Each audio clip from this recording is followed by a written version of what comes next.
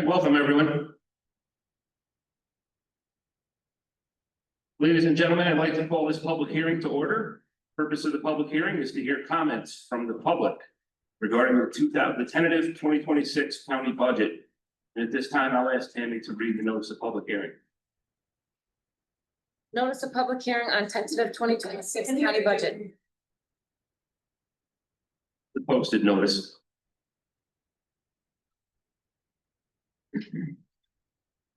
Notice is hereby given that Greene County Legislature shall meet on the 27th day of October 2025 at the Catskill High School Auditorium, 341 West Main Street, Catskill, New York, at 6:15 p.m. for the purpose of holding a public hearing on the tentative budget, which contains the exemption impact report, real property tax law, section 495 of said county for the fiscal year beginning January 1st, 2026. And further notice is hereby given that the budget officer of this legislature is in the process of preparing a tentative budget for the county for fiscal year beginning on the first day of January 2026, together with a statement of the estimated revenues and expenditures for said county for the fiscal year 2026. And further notice is hereby given that copies of the tentative budget, which contains the exemption impact report, real property tax law, section 495, will be filed in the office of the clerk of the Greene County Legislature at the county office building, 411 Main Street, 4th floor, Catskill, New York, where they may be inspected and procured by any interested person during regular business hours and on the county's website by October 15, 2025. Pursuant to section 359 of the county law, the maximum salaries that may be fixed and payable during said fiscal year to members of the Greene County Legislature and to the chairman thereof, respectively, are hereby specified as follows. Members of the legislature, each $18,750. Chairman of the Greene County Legislature, $8,440. Okay, thank you, Tammy. I'll now give County Administrator Sean Groden the floor for a brief PowerPoint presentation on the tentative 2026 budget. Thank you, Chairman. The PowerPoint presentation is the same as the handouts that you have. Didn't think we would have as many people tonight, so we only brought 50 copies. However, the handout is also on the county website, and you can reference it there. I apologize also for the view here. I understand that we're going to be a little bit cut off here. I can't change that. That's just the way the setup is with the room. But again, every page that I'm about to go through is in your handout for those who are able to receive one. So let me commence by acknowledging that this is what we call page 1 of the overall county budget. It's meant to be something at 10,000 feet. Back the phone, please. It's meant to be a bird's eye view of the total budget, not the detail. And the dollar amount that you probably can't see at the top there is the general fund budget being at approximately $125 million as compared to $119 million in the current fiscal year. Then there's a special district called the Tentative for 20,000. I'm sorry, 120,000 with no change. A small amount of money for community development block grant funds. Then we have the 2 funds in the highway department, county roads and county machinery. Those are different funds, or think of it as different checkbooks. And then last, the workers' compensation fund, which is a pool between the county, numerous towns, and the fire districts. Showing the total budget that you can now see. My point here, approximately $141,800,000 for the fiscal year, all funds inclusive. Those are the expense sides of the ledger, and then it comes down. I think you might not be able to read all the fine print, but it'll go through the revenues as compared to the previous year. General fund, $103 million compared to roughly $98 million last year. And then the 2 county funds, road and highway, $2.5 million and $1.4 million respectively, with small increases from the previous year. Coming down the page to fund balances, that's fund balances is a term for the private sector would call it profit loss. Basically, it's leftover funds from the previous year that then get applied to the next year budget. The general fund at $470,000. the two operating funds, road and machinery at $550 and $250 each. Coming down then to the next, where the levy, I'll go right to the bottom line, the infamous bottom line. The total levy to be raised by property taxes at $27,404,000. That number being the same as the current fiscal year, and I'll get into the previous detail as I move through the selection. Just a basic mathematical equation on how the budget works.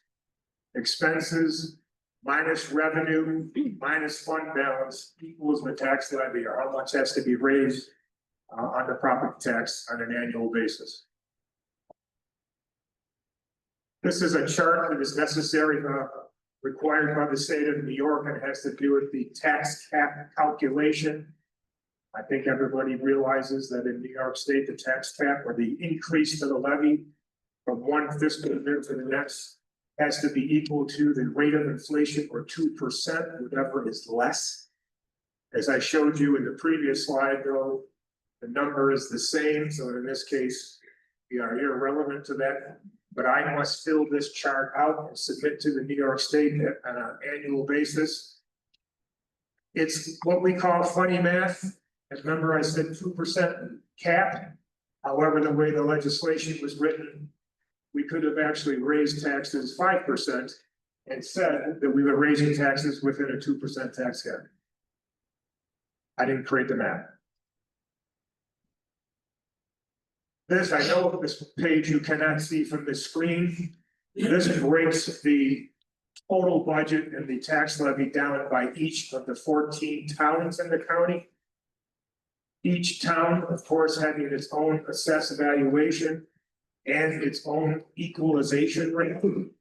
Equalization rate is a rate set by New York State, which is supposed to bring the assessed valuations to full market value. This chart demonstrates it if you had the ability to read that far right-hand column. It represents the individual tax rate of each town, and it demonstrates that 8 of the 14 towns will receive a tax rate reduction with fiscal 26, where 6 of the towns will receive a tax rate increase.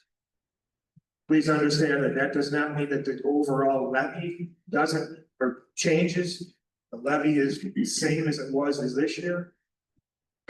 The difference being how each town is affected by their real estate market and how it affects the equalization rate, and then the algebraic computation to bring the properties to full value.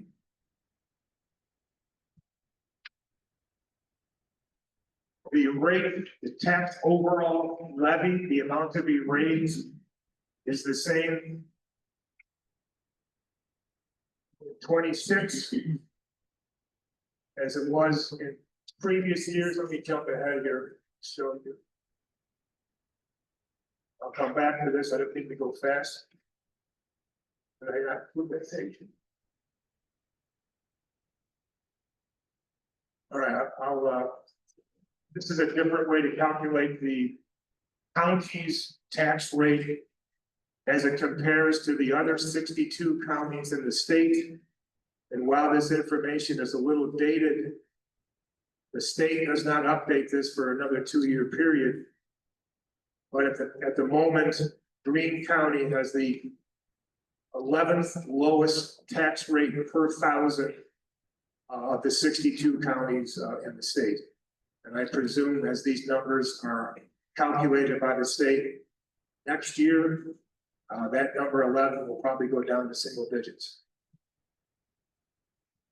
All right, so let's get into some specifics here. The annual valuation of the county and how that money is then derived across the 14 towns. Again, I apologize, difficult to see, and there's a little gray bar on the top of those. This is the conversion of property value as the market matures or if the market fluctuates with actual sales. And with the application of the equalization rate to full value. This is an expression of the valuation of the properties, that all taxable properties going up from year to year to year based upon the real estate market. The little gray notch at the top reflects something that would be new to the market, a new home, a new factory, a new gas station, something that's new that increases the overall valuation of the property. And it basically illustrates that we don't have a lot of growth year to year to year. And with a rural community such as the Green, that is not necessarily surprising, considering the infrastructure that we have to support the development.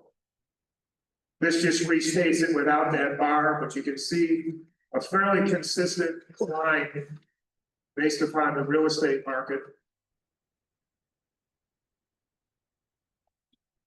Then you have, now I'm going to get into some more detail. So the total expense level of the budget, what we call the appropriation level.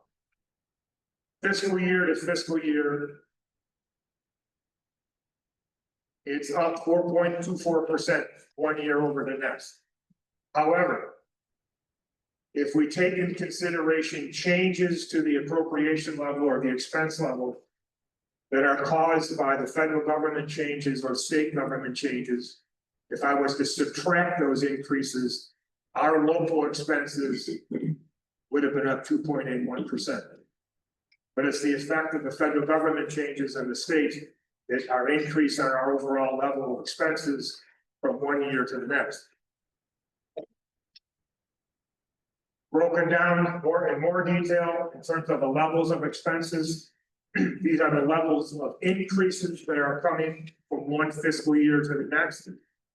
Personnel services, social programs, the retention fund, human services department, our health insurance, and an obscure expense level called fuel herring that has to do with litigation, that has to do with expenses in the public defender's office. With the exception of the retirement change, these levels of increases are fairly consistent year to year as labor contracts mature, with inflationary factors as well. And of course, health insurance is always a boondoggle. On the revenue side, so flip the ledger from on the expense side to revenue side, our single largest revenue, far outpacing even the tax levy, is our sales tax. And what you can't see there is that sales tax will be increased about $3 million from one year to the next. So it was $43,500,000 in fiscal 25, and we will raise that to $46,500,000 as compared to the $27 million levy on the taxes. So certainly, sales tax is our savior in this county, and it is also a tax that we can't control. It is subject to this disposable income and shopping habits of not only our citizens, but also tourists. The next increase is to the interest earnings and our investments, which have taken a large increase this year as a new strategy has been introduced. Mental health, that would be revenues that are associated with health insurance policies as people receive services in the mental health department. Mortgage tax is up. That's a reflection of the economy as well as the housing market. Workforce development is a pass-through. There'll be an equal amount of money of expense to increase that as well as veterans.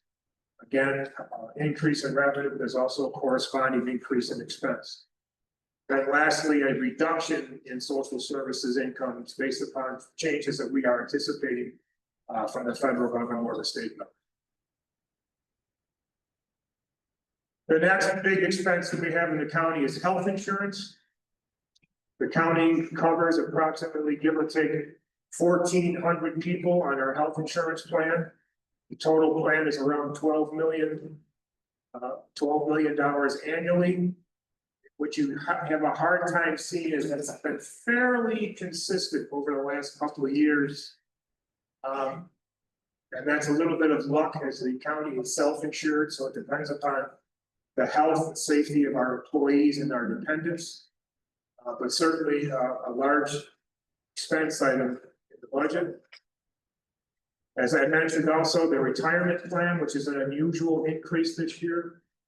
A large increase not only between 25 to 26, but we also have an estimate for 27. And it's going up tremendously. This is a condition of the New York State Controller and changes made to the investment portfolio of the pension fund. And the choice and the philosophy of the controller and how he invests all the retirement monies that go by contribution from employees as well as towns, counties, villages, et cetera, et cetera. So another large increase for 26, followed by 27. Medicaid expenses, which you cannot see at the top. Also, again, fairly consistent, having to do really with the fact that we have not reached our maximum threshold yet. Solid waste. This represents a little bit of a success story in the operations of the 4 transfer stations and solid waste. The difference here is between revenues and expenses.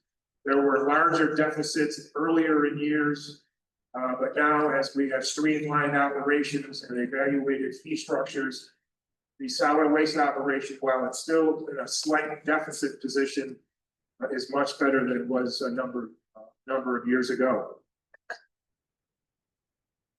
Again, sales tax history, $40 million on the x-axis, 46.5 as proposed as compared to 43.5. Again, that $3 million increase that I referenced. Again, sales tax is really out of the control of the county. That is not something that we can dictate to. Again, what you can't see on the top there, of the 62 counties in the state, 36 of them are collecting a little bit more than they did in sales tax they did the previous year. However, there are some counties that are experiencing less. Interesting factoid at the bottom, Greene County will have a 5% roughly increase in estimated projections. The 57 counties outside of New York City having about a half of that value. And New York City continuing to rebound after COVID and work from home, et cetera, is having an increase as well. Fund balance, this is leftover monies from last year. Some call it profit loss, we don't call it profit loss in government accounting. But it's money left over from year to year that we then plow back into the budget to reduce the levy. And you can see it's been fairly consistent for the last couple of years, $5.6 million. But if you look at over a longer period of time, go back actually as far as 2015, where we only contributed $1.7 million, we're now at $5.6 million. And that is consistent, or that is the credit to the annual surplus that the county experiences by controlling its budget and its expense lines while also being conservative on its revenue lines. So the tax levy unchanged, 26 to 25, but if you go up, tax levy has not increased for these numbers of years, even though the budget amount has gone up each of those years as well. That's accomplished by the increase in the sales tax and other general revenues that may be coming into the overall formula. So all those years of 0% increases is contrasted to inflationary figures. This is a brief synopsis back to 2020. We had the peak at 8%. Coming down now, and actually that number is a little bit small right now. I think as of today, the overall CPI is about 3% for the year, with the remaining quarter to go. All right, as part of this budget process, remember there's always 3 budgets going on at any given time. We're auditing a budget, we're executing a budget, and we're planning a budget. But we also try to plan in the out years to understand, because we're not gonna go out of business. So what is our projection? What do we anticipate going from fiscal 25? A tentative budget for 26, and then some estimated budgets for 27, fiscal 27 and fiscal 28. With the red bar at top being the projected of a deficit or imbalance in the budget, as we can look at things today, as clear as our crystal ball can be that many months away. The consistency, though, is the bottom bracket being the levy. So our goal would be to maintain the levy at no increase. We have internal departmental revenues and or grants that we can anticipate. The fund balance, the leftover funds, again, we would try to maintain that because it maintains the integrity of the budget. And then lastly, the biggest revenue we have, again, sales tax going from this fiscal year at 43, I'm sorry, to 46.5, making projections that will go up again in fiscal 27 and fiscal 28. I highlight this because at some point we will reach an apex, I believe, in overall sales tax collection, and our ability to absorb annual expense increases will be further challenged as we reach that maximum number, and then the only adjustment in future fiscal years will be by the inflationary factors or CPI. But sales tax is absolutely critical to this budget. It is the single largest revenue at 46.5 compared to 27 on the tax level. And it is a revenue we cannot control. We also have unfinished business with this budget. I see some town representatives here. The legislature acknowledged that we owe you an explanation or a decision on ambulance, either funding, etc. But certainly any increase in the town's appropriation, the county's appropriation level for the ambulance systems will put more pressure as you see the difference now, as you see the increase in the projected deficits in 27 and 28. And we need to make that final decision. So as a summary, again, there is, if you can't see, I apologize, there is no increase in the levy once again this year. The rate per town will adjust. Some towns receiving a rate reduction, some towns receiving a rate increase. That's the mathematics of the equalization rate. The levy 27.4 remaining the same. Areas of concern. The federal government is in shutdown right now. We have no ability to project what cuts may be made in the federal government that will then cascade down either directly to the county or as it passes through the state, and then the state passes those impacts down to us. It could result in potential programmatic changes. The governor has decided that she will not call the state legislature back into session this fall to handle any changes when the federal government, I presume, comes out of shutdown. So therefore, the state will hold off any changes until after January 1st, which would be after our fiscal year would begin, and we would have no ability to adjust to any changes that the state then passes our way. That's very concerning, considering that the state, by its own admission, has a $34 billion budget here. And with changes on the Fed, depending upon how those changes are administered at the state level, that number is going to change. And as I mentioned, the county needs to make a determination on the ambulatory system. This budget is tentative, which means it is subject to change by resolution of the board itself. We will go through the normal legislative process in November for the final adoption, the adoption being at the full board meeting on November 19th. And that's all I have as a summary presentation, Chair. Thank you, Sean. As you can see, there's a lot of work that goes into this. That'll conclude the presentation for tonight. We're gonna open this up to questions. Again, this public hearing is to hear from you. If we have questions that we're able to answer, we will. But I'm not sure I could expect that. So I'd ask that if you'd like to speak, please come down to the podium, speak into the microphone and state your name, so that we'll get your name on record. And I would also ask, when you're recognized, please state for the record which part of the tentative budget you wish to speak to.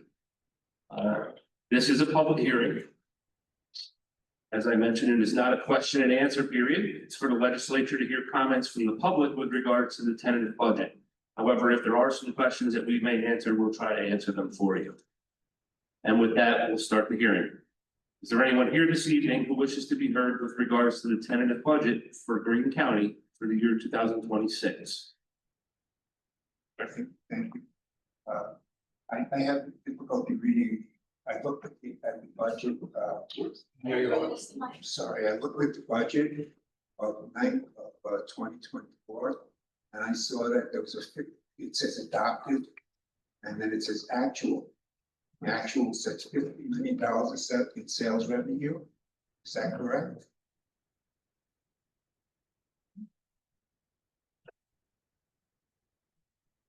It's possible. I don't have it in front of me, so I couldn't tell you for sure. Look at it, it's $50 million. Does that mean that was the actual amount? If it says actual, then yes, that would be the actual. So that I just heard it was $43 million. That's what's being budgeted. 48.5. And as Sean mentioned, sales tax is not something that we can I accurately budget. understand, but so the sales tax went down in 2025, is that correct? No, Went up. Then the receipts went up.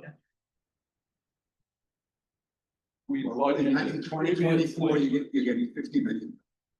And this year, you're projecting at 46.5. In 2026, you're projecting at 46.5, is that correct? No, we're gonna use 46.5 in this year's, in the 26 budget from sales tax. How much do you expect to get in? Or just that. It's hard to say, the budget for it, I think it's Every year 52 or 54 million. The amount of sales tax has gone up $37 million to $50 million. So why are you budgeting 46.5? Well, I can turn that same question around, that we have a $27 million levy, but $14 million more in expenses with the same levy. How does it get paid? I don't understand what you're saying. In 2024, you got $50 million. 2023, $48 million. 2020, you got $37 million. And this year, you're saying that you're going to use 46.5. What are you gonna do with the other? Let's say it's a bad year. I would think it's gonna be like 50 probably. Could be, and we'll do the same thing that we've done in previous years, at the end of the year when they close the books. We'll put any leftovers into fund balance. Wherever that winds up going. So they're gonna pay a little bit of several $1 million to make some adjustments moving forward. Yeah, but Sean mentions this is a tentative budget, it's not final yet. Maybe $3, $4, $5 million. And what's your name? My name is Marvin Sully. Thank you, Marvin.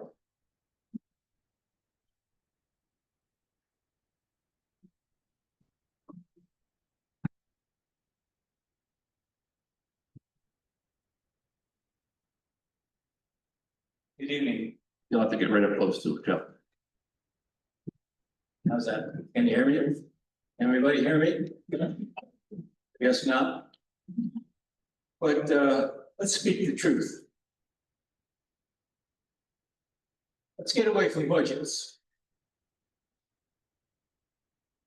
In my analysis of the records of the Greene County financial reports and from the New York State financial reports, which the county reports to the comptroller, for the years 2020, 2021, 2022, 2023, and 2024, based on the budgets that you had in place, you received over $43 million more in revenue than you budgeted.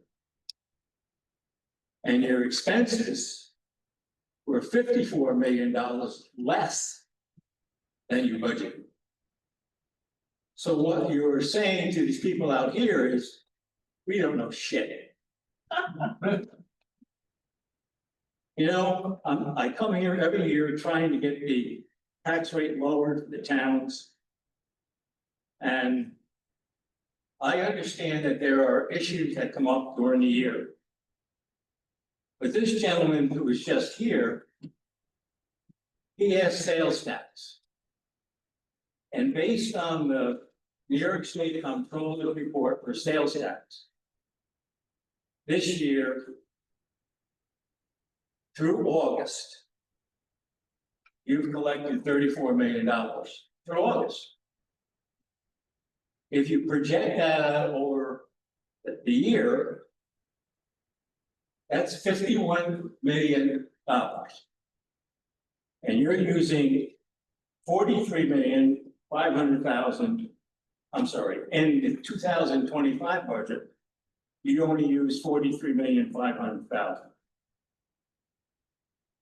Your expenses are definitely less than your revenue.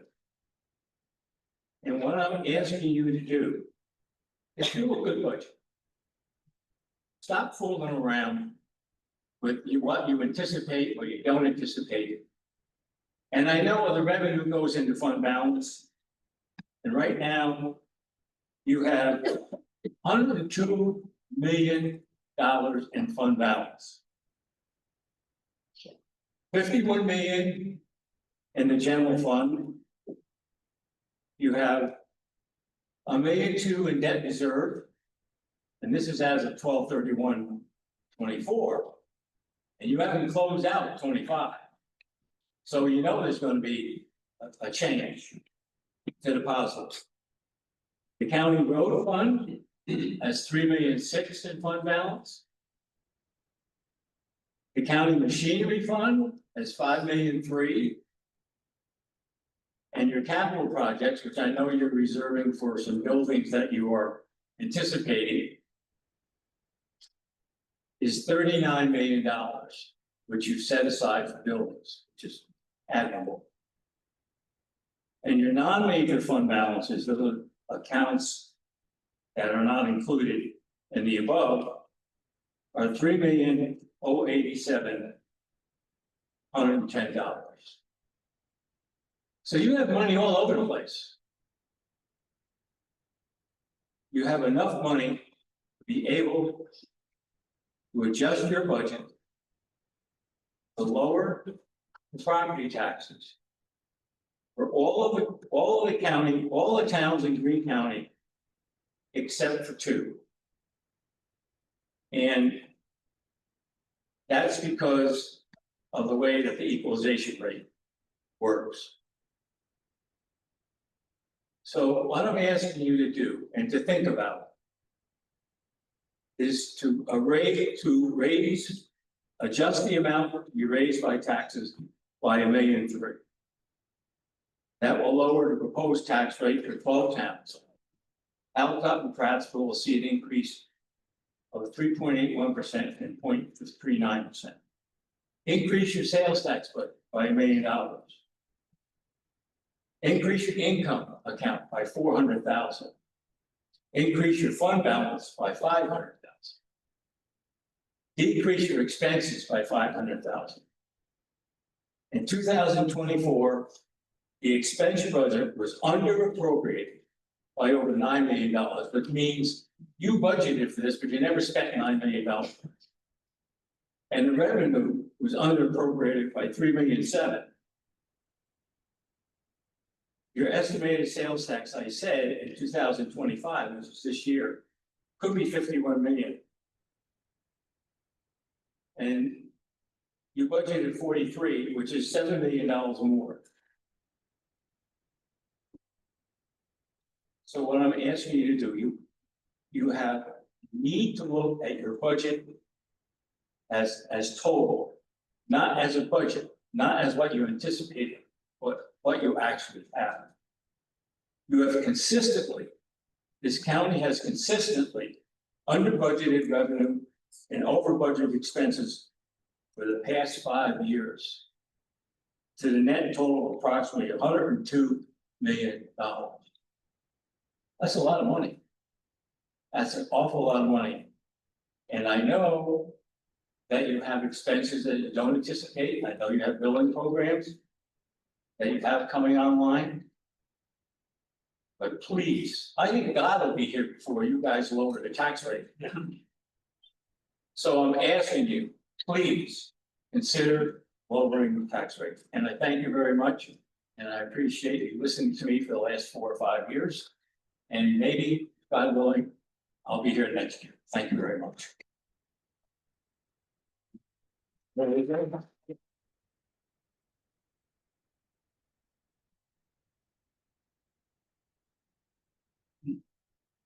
Hello, I'm Jonathan Gross from Maple Crest. Thank you for the opportunity to address this council tonight. I'd like to talk about food insecurity in Greene County. Maybe put a human face on it. Talk a little bit about the pantries that exist here, and talk also about the Meals on Wheels program. So in Greene County, there are approximately 20 functional pantries. And I'm just wondering in this group, how many people here are either associated with a pantry, associated with a church basement, done Meals on Wheels before? Would you raise your hand? So there is a real human face to hunger in Greene County. We're not the only county, but we are a rural one.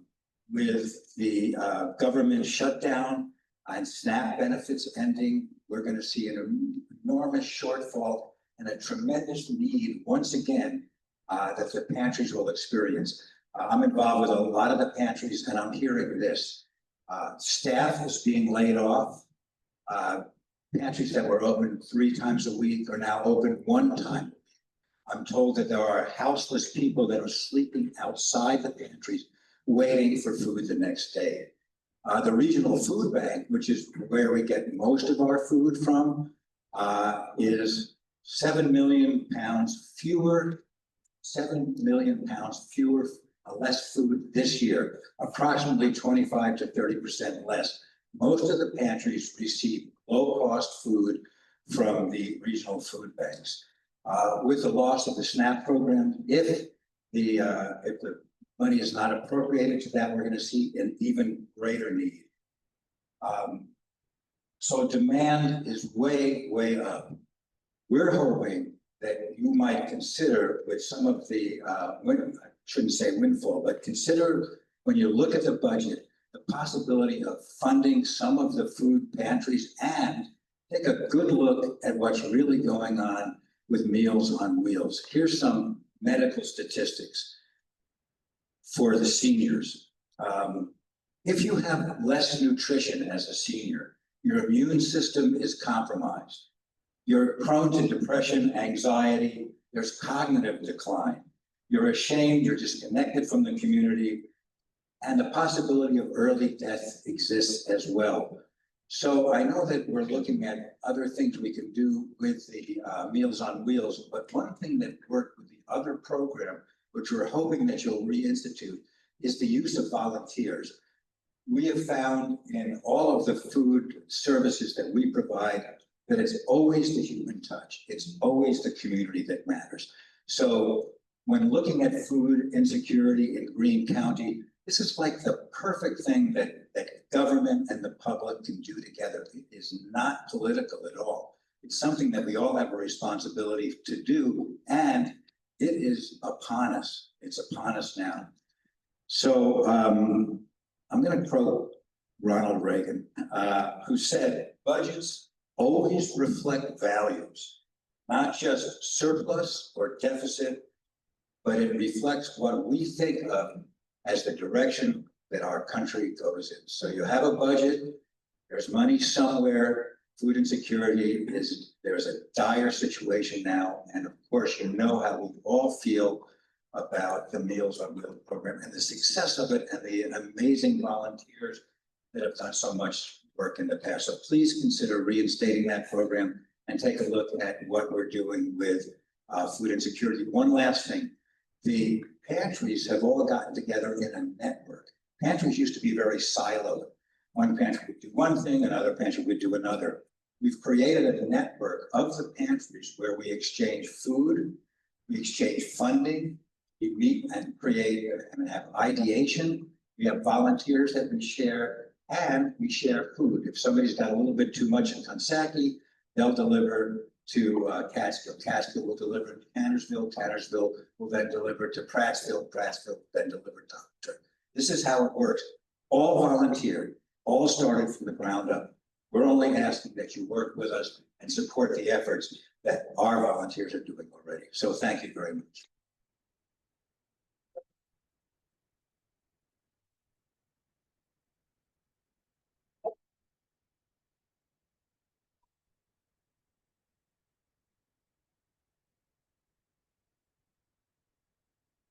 My name is Annie Lanfield, and I'm a volunteer in one of the local. And I heard that there was a possibility of not funding the Meals on Wheels program. In addition, there's a tremendous need. Our pantry is down to half-time now, and the cuts haven't even come in. So it was lovely to hear that gentleman there talk about there being a little surplus. And while it'd be nice to get a tax cut, it would also be nice to feed the people in our county. And Meals on Wheels does something else, to put a face on it. I was a public health nurse for many years, and Meals on Wheels kept my people healthy, safe, and not isolated. It does more than feed people to have someone come into your house. In some places, I don't know what this county is doing, but in many places, it's 5 days a week with a hot meal and a human being. And the volunteers too get a lot out of this. They feel like they're helping, and that's a very important thing to provide for too. So I'm putting a little more of a face on it as a personal experience, and I hope that you will see your way, not just to not cut the help for the volunteers, but to give more support for food this year, because it's going to be very scary. There are going to be people who are seriously malnourished in our county who don't provide more food. I know our local bank in Catskill, not bank, sorry, pantry, has been cut in half in terms of the services they can provide already, not in food. So that's all I have to say. Help me with that.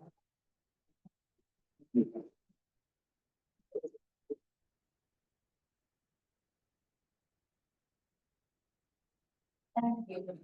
I'm gonna cut out parts of my speech that other people have addressed. Can you tell your name, please? My name is Diana Abbott. I'm from Athens, New York. And I've spent most of my career working as a gerontologist studying aging, specializing in comprehensive geriatric assessments. That's where you assess for nutritional needs, mental health, cognitive impairment, risk of falls by something, a tool called mitigate balance. And so I've done a lot with home care, particularly people who are medically home care, and physician-based models where physicians actually go out because these patients can't get to the office, a doctor's office. And so physicians come to them.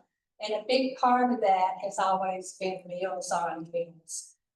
So the Older American Act was created, I think, in 1972 with 3 goals. First, to reduce hunger, food insecurity, and malnutrition. 2, to promote socialization. And 3, to promote the health and well-being of older adults. So what worries me is that a significant reduction and both the frequency of visits from 5 visits to 1 visit.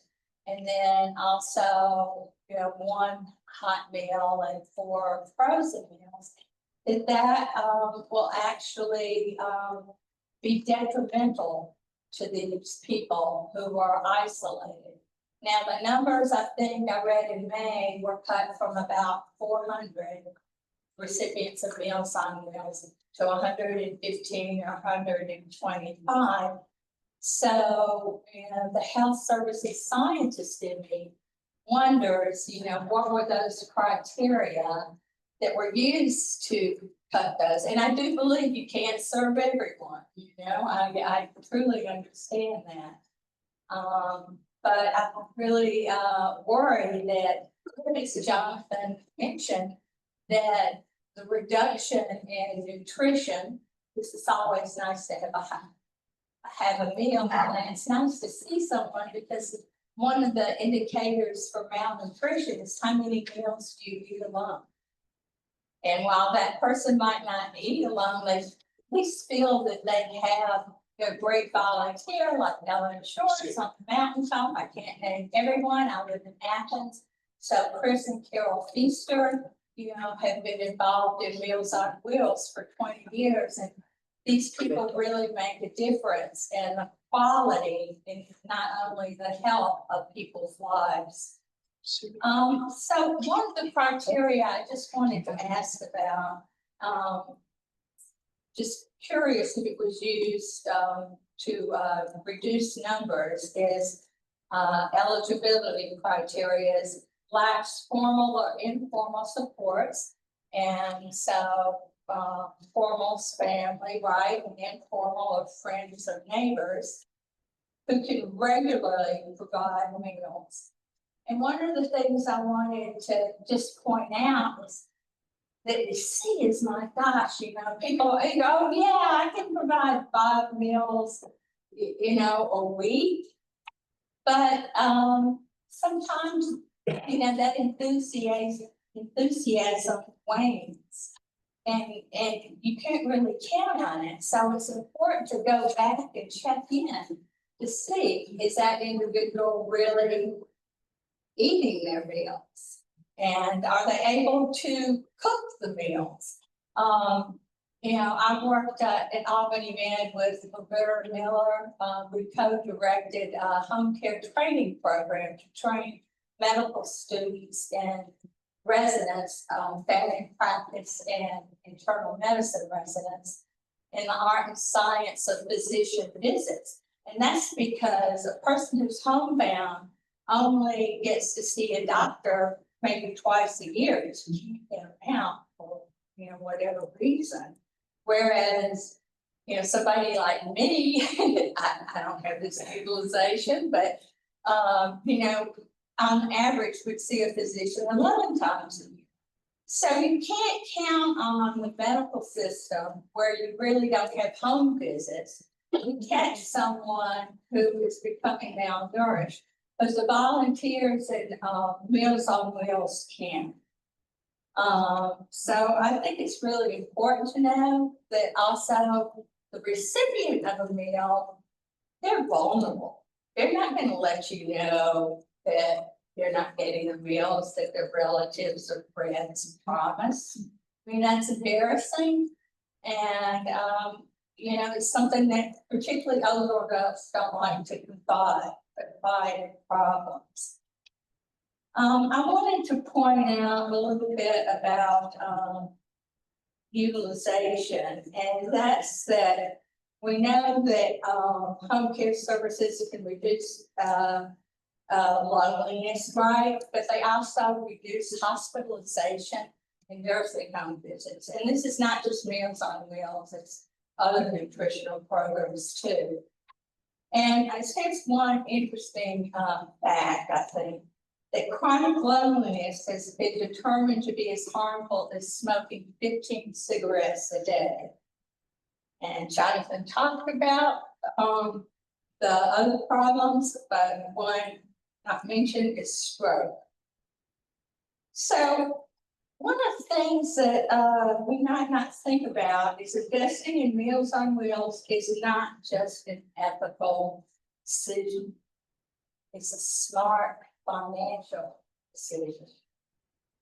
So in Wake County, North Carolina, the Meals on Wheels program found that for 1 day of hospitalization for a participant, that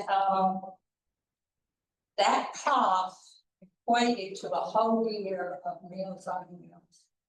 And there are other examples, but I won't go into it here. But so Meals on Wheels and lack of that support could increase Medicaid utilization and inpatient visits and outpatient visit costs and long-term care costs. So Dr. Kevin Costello, he's associate professor at Albany Med, makes home visits, strictly very sick, very ill people. And we worked with him on the home care training program. He called about an hour ago and I said, hey, do you mind weighing in on this? What do you think? And because I respect his opinion so much, he said, if you don't pay attention to upstream health, like good nutrition, you'll pay for it financially downstream. And, I think that's really important.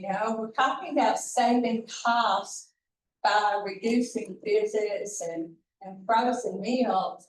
But maybe in the long run, that won't save money. It may increase costs through Medicare costs. So,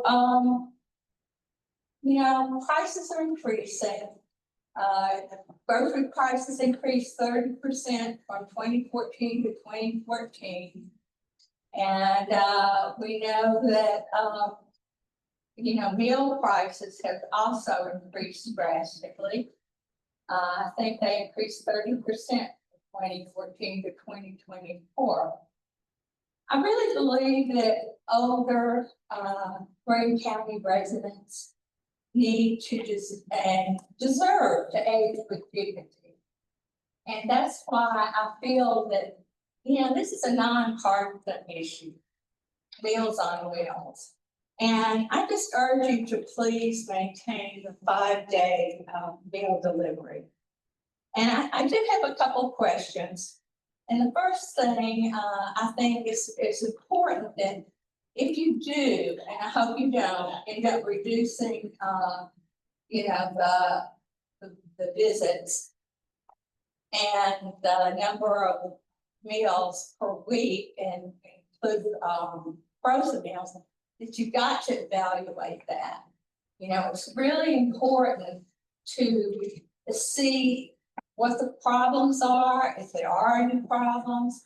And one of the things I would suggest would be a short survey that the volunteer could go and, ask a few questions. And then also ask permission to look in the refrigerator and the freezer. We have caseworkers that are doing this. Yeah, that's great. But particularly, since you may have changes. And then, I was wondering what criteria were used to reduce the recipient count from, say, 400 to 100. It's okay. I just was curious if anybody knows what those criteria. It's the criteria that New York State uses. Okay, so that was one of them, I think. So I think that's all, and I thank you very much for the opportunity to speak to you. My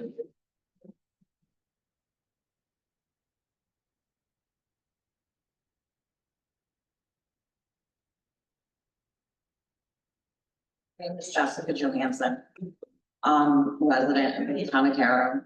I am here to speak on behalf of the seniors of this county in regards to the Meals on Wheels. I think everybody in this legislature should take a look at it. And I'm here speaking on behalf of the seniors, like I said. It's not good. This is not good for these seniors. This may be the only meal that they get on a daily basis. And I'm not sure if any of you guys have family that is homebound. But they need this service. It's crucial for them to stay out of the hospitals, out of nursing homes. It's just absolutely crucial and everybody should take a good look at it. Because this is not okay. There should be money in your budget to fund these people. If you can't find volunteers, you need to hire people. And that's what needs to happen. My heart is in nursing and this breaks my heart for Green County.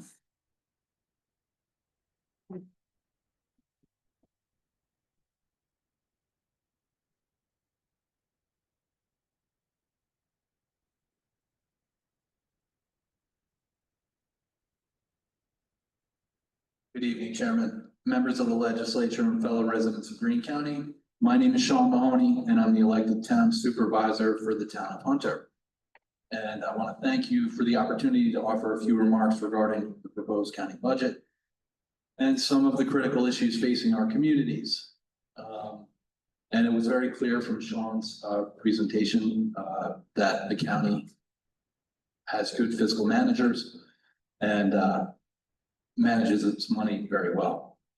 However, with the future status of Columbia Memorial Hospital still uncertain and possible changes to the emergency and inpatient services, now is a particularly important time for Greene County to maintain strong fund balances. We must ensure that we have the financial flexibility to respond to shifts in regional healthcare that could have immediate, serious local impacts. As you know, one of the most pressing challenges we face, and one that many of us across the county have been working on together for years, is the state of emergency medical services. And I know that there is active discussion about adding 2 ambulances in a countywide system.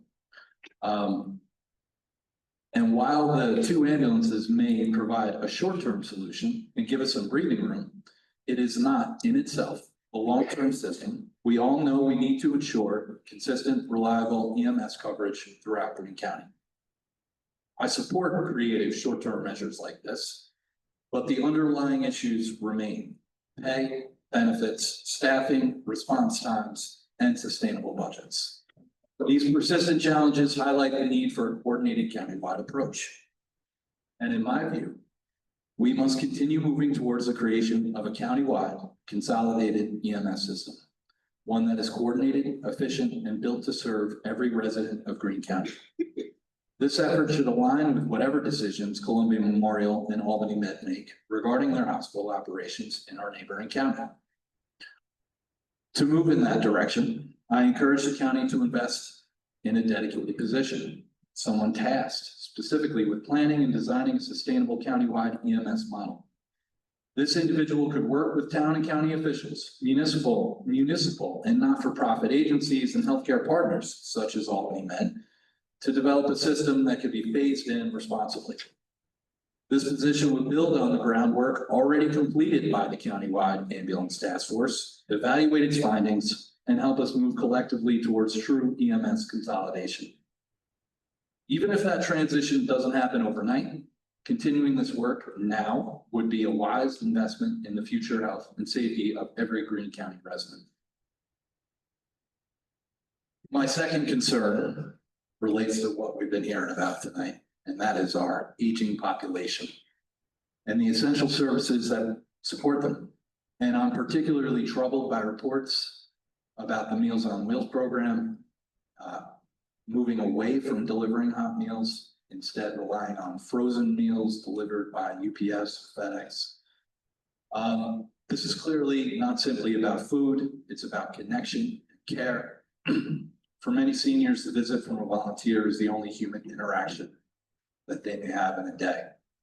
Receiving a heavy box of frozen meals left at the door, especially in winter, is far from ideal. Even for those of us who regularly receive deliveries, it can be difficult. For a homebound senior, it could be impossible. We can and should do better.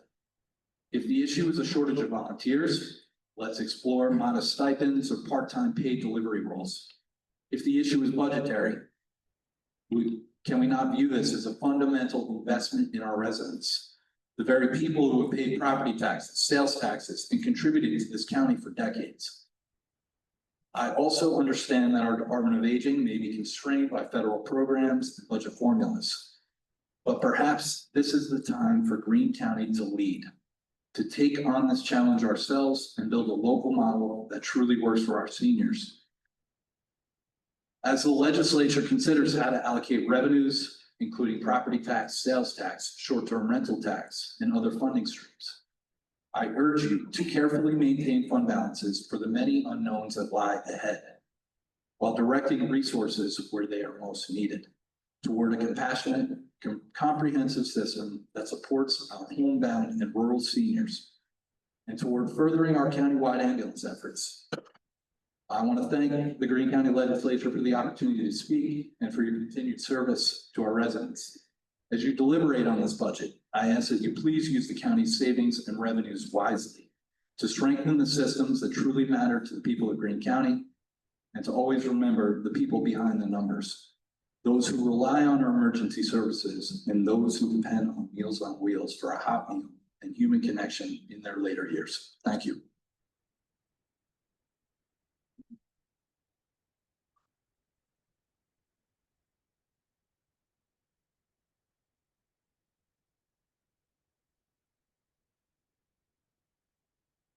It's Jean Close. I deliver Meals on Wheels for the town of Catskill. I want to talk a little bit about this new program that we want to implement here.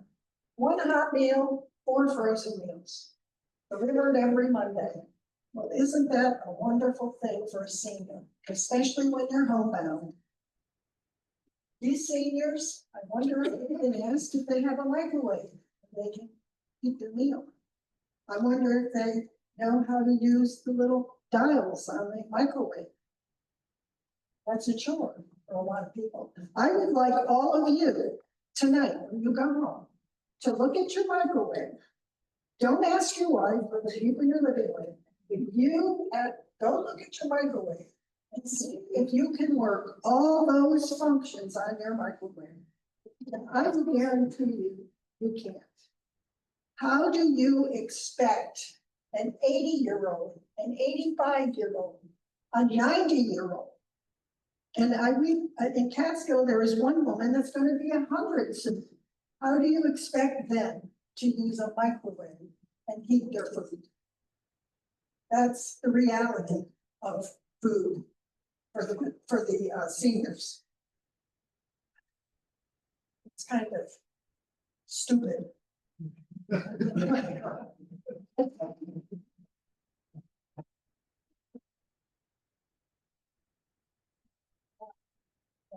I can't believe how the seniors are being treated.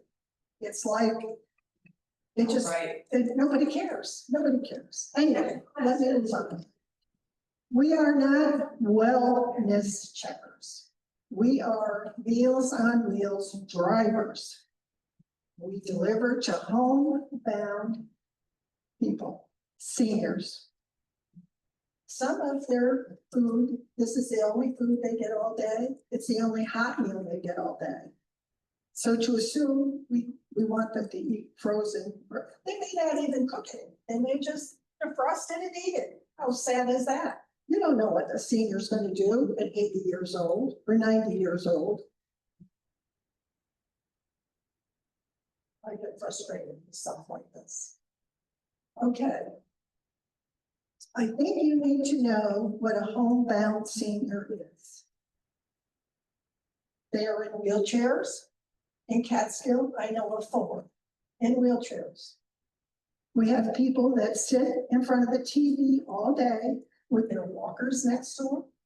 They get up, they go to the bathroom, they go to the refrigerator, maybe they get a drink of water or whatever. They go back in front of the TV. They are there all day. Is that sad or what? Yes, it's sad. I have one man who has cancer. I'm just going to give you a couple of examples because I could, for after 14 years, I have a lot of stories I could tell. There's one man that has cancer. He lives in a very small trailer. He is very proud. He can't talk. So if you want to speak to him, he has a whiteboard inside on his porch. And if he needs to tell you something, he will write it. But lots of times he would, whatever. Back a few years ago, I was delivering to him 2-3 days a week. And you get to know these people. They're friendly people. They're always with a smile on their face. It's wonderful. He wasn't taking his milk. He didn't want his milk. And I couldn't understand why a man wouldn't want their milk. So finally I asked him, why don't you want your milk? He'd do this to me, like he didn't want to tell me. Well, after I bugged him after a couple of days, he wrote on his little chalkboard, refrigerator broken. Ah, I said, he has nothing to keep food cold with. So we were always told by Ruth, well, at least she told me, I have to assume she told all of the other drivers, if there's a problem, you get to a phone, you let us know, and we will take care of it. Well, trust me when I tell you, I got in my car and I called Ruth. And I said, Ruth, this man, told her who it was. I said, he didn't want me to call you. He didn't call anybody because he was proud. He just did not want anybody to bother him. Well, Ruth had a refrigerator to him within a couple of days, and that ends that story. But this is one example of someone who's very proud, elderly, sick, but I gotta tell you, he's got a garden that any of us would die for. It must be 10 by 7. He has every kind of vegetable in it you could ever imagine, and it's wonderful. He would, whenever I leave him, he always says thank you, or he does this, to say thank you. He gives drivers, he makes these little basil plants, he'll do that. Sometimes I'll make him cookies or whatever. He's just very grateful. He is, that's one of the good stories. And I'll tell you one other, and then I'm going to stop with my stories. I have another man whose wife just passed away from Alzheimer's. He's in a wheelchair. She was at home with him until she passed away a few weeks ago. Now the sun hits the front of his house. And I guess he liked the sunshine. So now, of course, it's not warm now, but when we had that warm spell, he had his front door open and he had his wheelchair pushed right up to the screen where the sun could hit him. He'd see you drive up, the biggest smile on his face you ever wanted to see. He lived alone. He still lives alone. I think he has a cleaning woman come in there or something that helps him. Not very often because he's usually alone. This is another story. It's just, it's will break your heart. I sent all of you a letter and I offered for all of you, any of you, if you wanted to ride with me, meet any of these people, I would be more than happy to take you along. And if you didn't want to meet them, I would show you where they live and how to do things. That offer is still open. When we deliver, we knock on the door. Knock, knock, knock. They don't answer, we do again. I've been known to scream through a window because I see an open window. Maybe they don't hear me. At 85, many don't hear. But what happens, we go back to our cars. We call the number that's on our sheet, and sometimes it's their number, or sometimes it's their daughter's number, or son's number, whatever. You find out, no answer, I guess they're not home or something's wrong. When we get done with our room, we call the home office, and we tell them, so-and-so did not answer, I called, I knocked. They send somebody out to check, or they call them, I don't know what they do at that point, because now it's out of my hands, because I am only a driver. But we bring life to these people. We are communicating with these people, and everybody here, we all need communication. I don't care who you are. We all like to talk to one another. We need communication. It's very important, especially when you're a senior and you live alone. Okay, let's see where I'm at here. Now, the pandemic came. Meals numbers went up. In 2025, it was reported in the Daily Mail and Porcupine Soup that the county decreased meals from 400 to 125. And I remember when this article came out, they were still taking people off of meals. So I'm assuming, and I don't know this for fact, that this number is lower. This is over 50% were dropped. What a savings for the county. Okay, so now we're looking at this new program that you want to implement. You're saying cost reduction. No drivers. I see no cost reduction other than getting rid of the drivers that care about these people, that stop in just to smile. If it's their birthday, you bring them a plant, or you bring them a flower, or sometimes you bring them cookies, or sometimes I make these little breads. I'll tell you, it's amazing what makes a person smile, especially a senior. You have to be there to really appreciate it. You really do. Or you have to have someone in your family that needs help, and you would understand. Okay, so there's no reduction. I hear no drivers. Well, let me tell you something. Now, let me see if I can find it. I have a list. I don't know where to put it. Cooksaki, they have 14 people, drivers. Acre, 9. Athens, 13. Greenville, 17. Catskill, 16. Now, in all my writing of this whole little thing, I didn't call the mountaintop. If there are no drivers, and if they are up on the mountaintop, someone should go up there and help them. And not someone from behind a desk that has never driven a vehicle or has delivered meals. You need someone that's delivered meals. Go up on the mountaintop, go to their meetings, and tell them how wonderful this program is. This program is wonderful for these seniors. I would love to do that. I don't know if I would need permission to do that, or if I could just do that. Yeah, you can probably tell me to ask permission to do that. I tell you, the people up on the mountain are great. Gone on some trips with them, they're great people. Anyway, as you can tell, I love this program. I love it. Okay, these homebound seniors are the backbone to our community.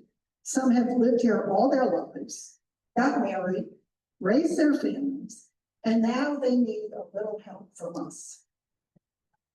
I read somewhere, and I couldn't find where I read it, that this program was a copy of a program from another county or another town, and I forget how I read it.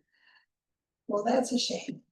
Catskill should be a leader in showing people how good we treat our seniors. We shouldn't be a follower. We should be leaders. And all of you, with all of your brains up here, should be able to figure that out. You really should. Yeah.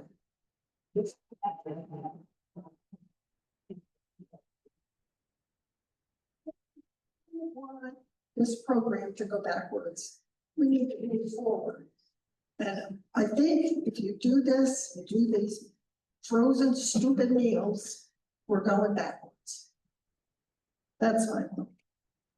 Okay, I want to thank you all for letting me talk, but before I sit down, I want to ask each and every one of you, and I'm gonna start with Mel. You're just a front guy.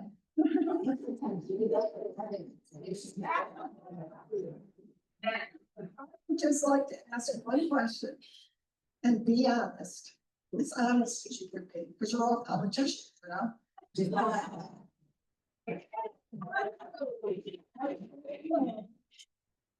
And let's get it on record.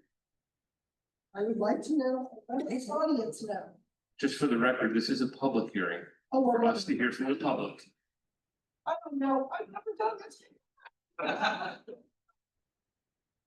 I would like to know, and the audience would probably like to know, if you are in favor of this reduction in services for a homebound seniors.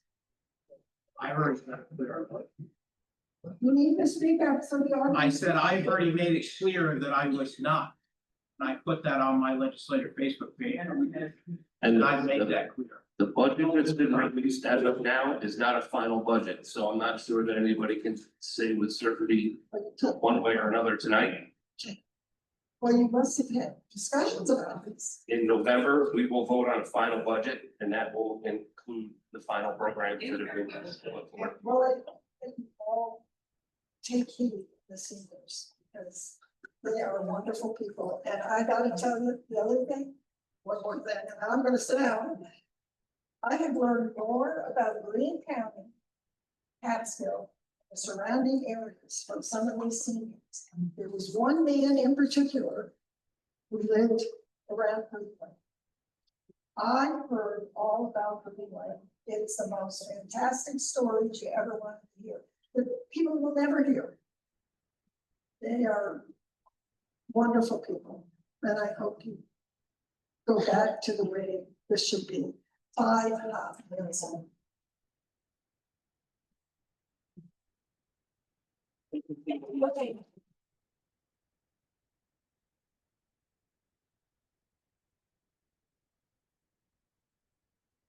Hi, my name is Dee Dee Thorpe, and I'm about Kings Falls.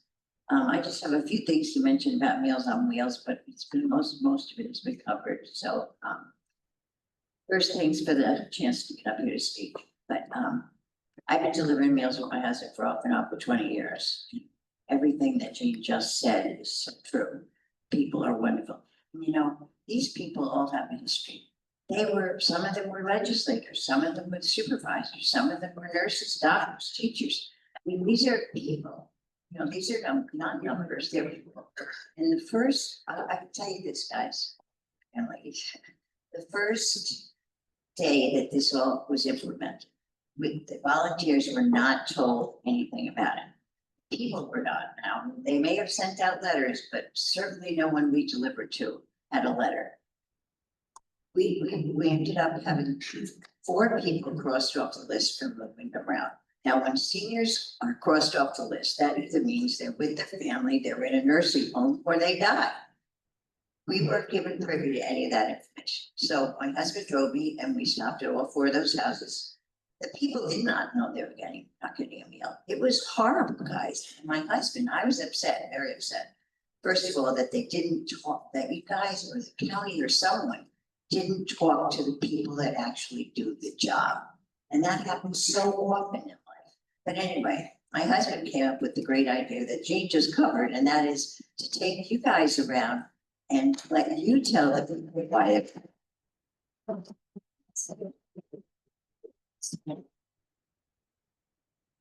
Saying that sarcastically, I'm saying it because these are good people. And you know, when we started doing meals 20 years ago almost, there were people that were long-term people that needed to get meals. They were with walkers but they cannot get out to go socially, eat at the center or whatever. These are people that need long-term care. Then there were the people that went to the hospital for short visits, had surgery, got better, and they went off Meals on Wheels. I know that that's the ideal as far as the county goes, but that's not real life. There's still people that, I'll give you an example.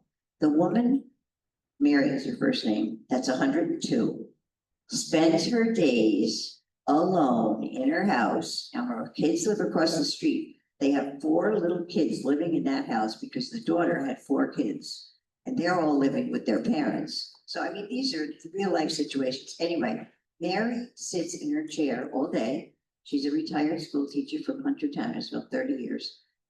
And she makes baby sweaters and baby hats. She knits them for the library in Hunter, and she donates them. And I'm telling you, she does 5, 6 sweaters every week, donates them to the library. They sell them for $20 a piece, and then the library keeps the money. So I mean, these are good people we're talking about, so. Oh, and she doesn't drop a stitch. I wish I brought, I could buy these sweaters from her because I don't have any babies to buy them for, but someday I will, so. Anyway, thank you for the opportunity to speak, and if you can do anything, you'll bring back the hot meals. I'm going to speak together.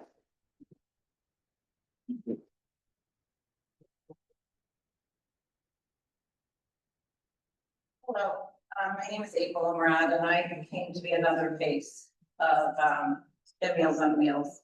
My mother, Sandra, I'm giving you a face right now. She's adorable. She's 80 and she uses a wheelchair, so she is homebound.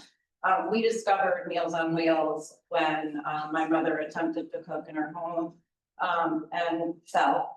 And the stove remained on, and the ambulance service came there to treat her, and there was almost a fire.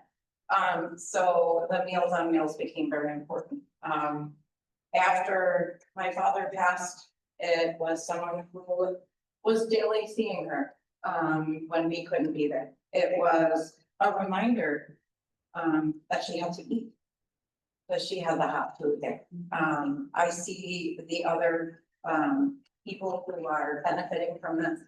I just can't believe that with all of the money that we are talking about here, that we can't find it for the people who truly need it the most. How much are we saving that it's worth Sandra Tricassio's lunch that she gets every day? How much are we saving for these people who had no one else to stop by and see them? I've gotten calls from the volunteer drivers who said, you know, April, mom's not answering. Can you check on it? And she's been okay, she didn't hear, but to know that there's someone else that's watching out for them, someone to say hello, or someone providing that hot meal because it reminds her that she has to eat. My mother gave and gave for all the years we've been here, every church, to every Meals on Wheels, to anyone who needed it. And now it's her turn. Don't take that away from them. Don't take that away from the people who need it the most. Thank you.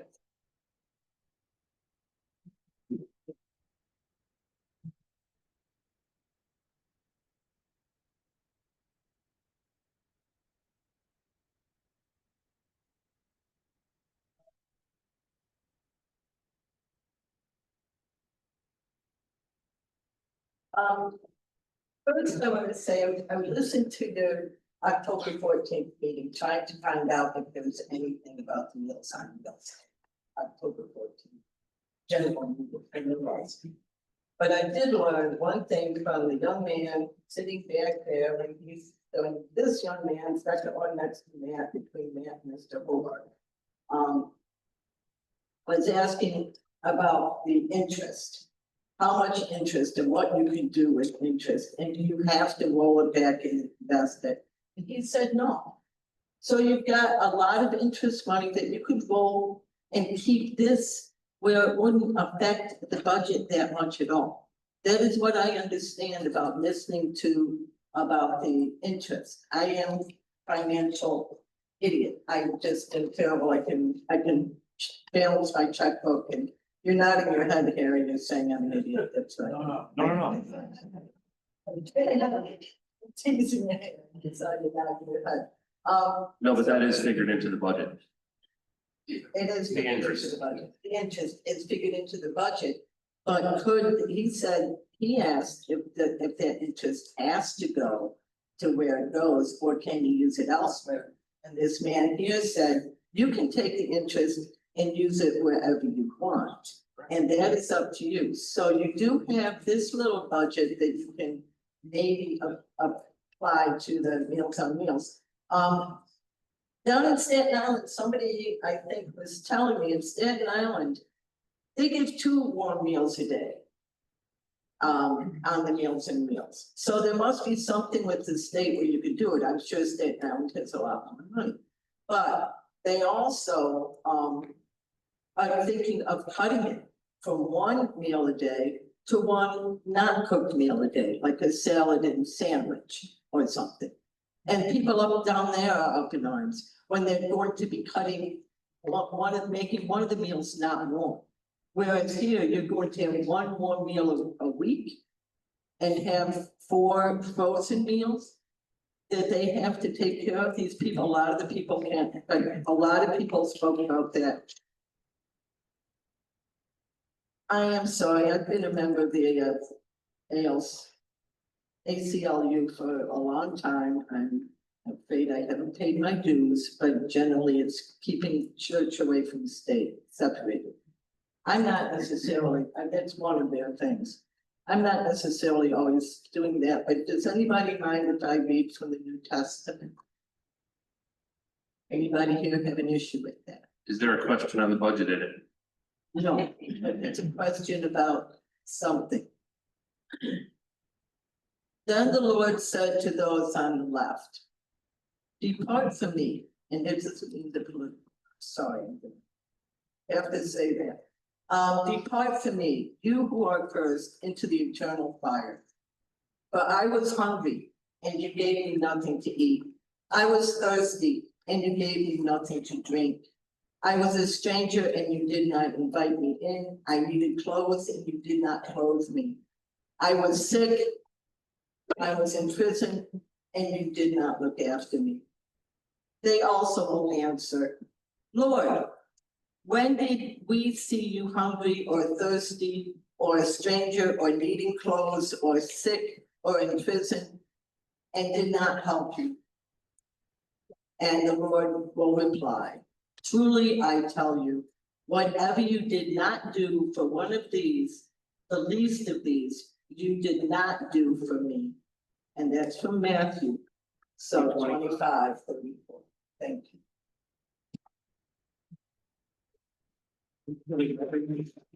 Your name? Oh.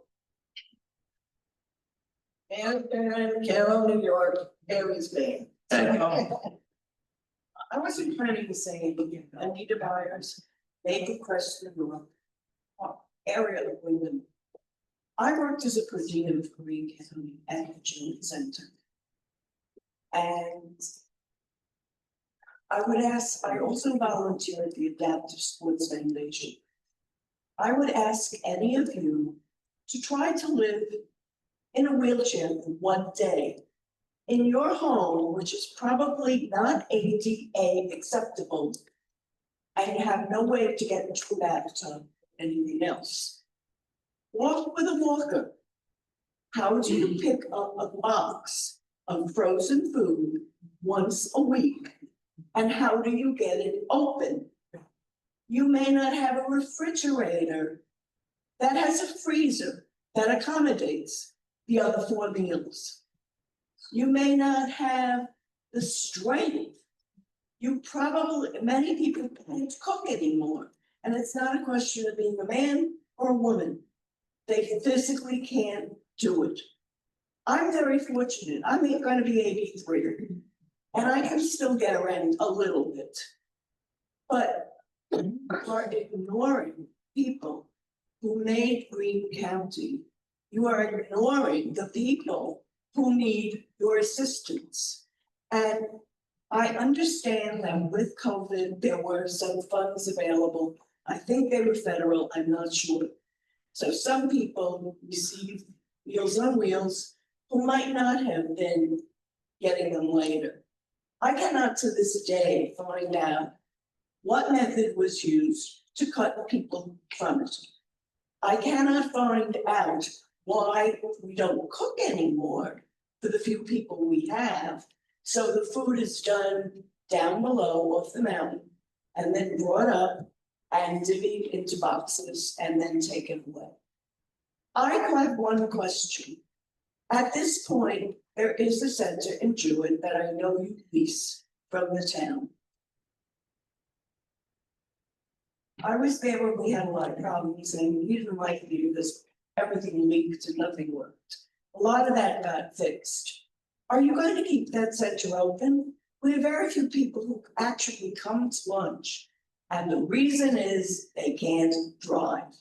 And we don't have a facility for them to be picked up.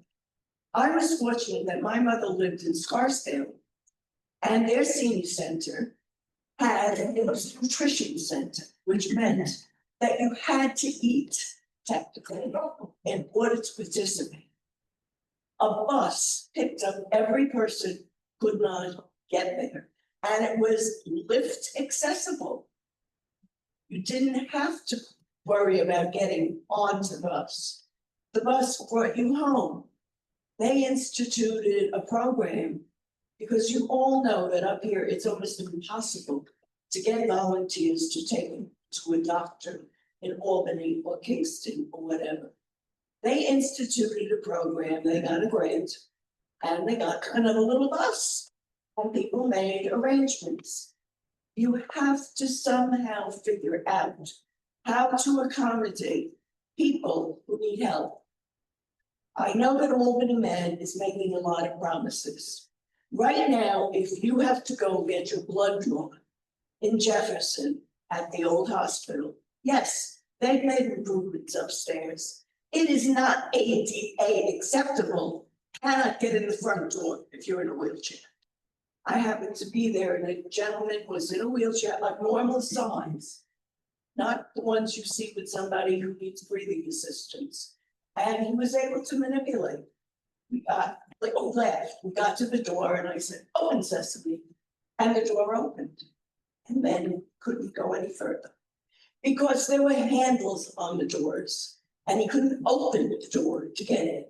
He couldn't open the door to go give his number to get in line for his blood draw. He couldn't get out. He couldn't get into the station to get his blood drawn.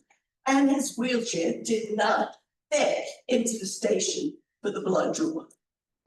So I helped him again. How embarrassing, how demeaning for a man to have little old me open the doors. How awful that you sit here and your hospital services that Albany says they're building, well, it's gonna make it prettier, that your people cannot get in to get the basic service to get a blood draw because they're not AD accessible.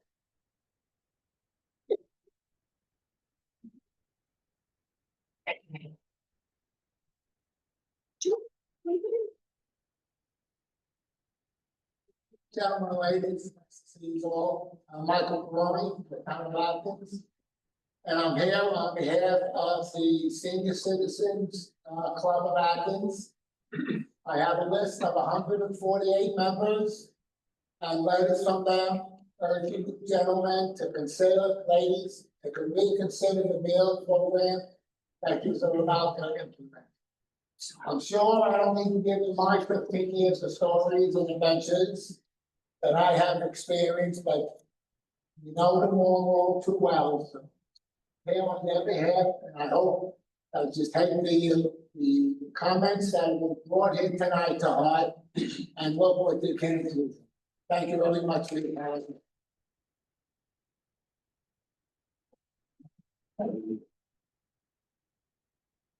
Good evening, my name is Bill Rod, I live in Jewett, I will come with a slightly different perspective. My experience with Meals on Wheels comes from my years as an emergency nurse and treating the patients who were found by the Meals on Wheels volunteers doing their deliveries and it turning into a welfare check. But I actually have a budget question. With all the numbers that are thrown around, which mostly were in the millions of dollars, What is the exact savings to the county by this reduction? What's the dollar amount? Top of my head, I don't have that. So the dollar line, it's, there's not a line item budget that is reduced, like last year, the line item. There's not, because there hasn't been a decision made on how this program is gonna roll. Okay, it's been defended passionately and eloquently. And I urge the entire board to seriously think about the impact to our residents. Thank you.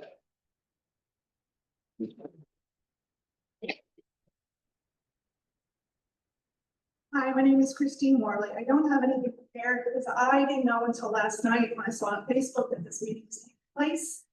I'm talking on behalf of my parents. My father is presently 84 years old. My mother passed away 3 years ago from Alzheimer's. My father has dementia. And they started out, when my father retired, my mother was always a homemaker at home. And they started out as drivers themselves in Tannersville. And they saw what everyone is talking here tonight, and I look around and I see the wonderful people that come to my parents' house. They're here tonight. And I also found out when I myself, I take care of my father, my mother, my brother, and I take care of my father. And he's unable to dial the phone, he can't get phone numbers in unless we register them because he talks to everybody and solicitors. So I call myself the Meals on Wheels to find out about what's going on. And last week, one of the drivers came and delivered a meal, the regular meal, but also said, and here's your frozen meal for tomorrow. And my brother called me on the phone and he said, did you know that Dad wasn't getting meals tomorrow? And I said, no, I did not. Because usually I get a text or a phone call that says, blah, blah, blah is happening, we're not delivering, so we're gonna be having whatever meal. Also, I'd like to say that my father gets dinners. It's not a hot meal, but it's a sandwich or something. But he gets that because one of the wonderful ladies, I happened to be there when she was delivering, and I mentioned to her that, and she knows my family very well because she's been coming for years. And she said, I told her the scenario, I said, my father's not eating the meals that I make for him. I said, he eats the lunch that you bring, because she said, well, let me tell you, because I've done this for other people. Why don't you try ordering him the dinner meal?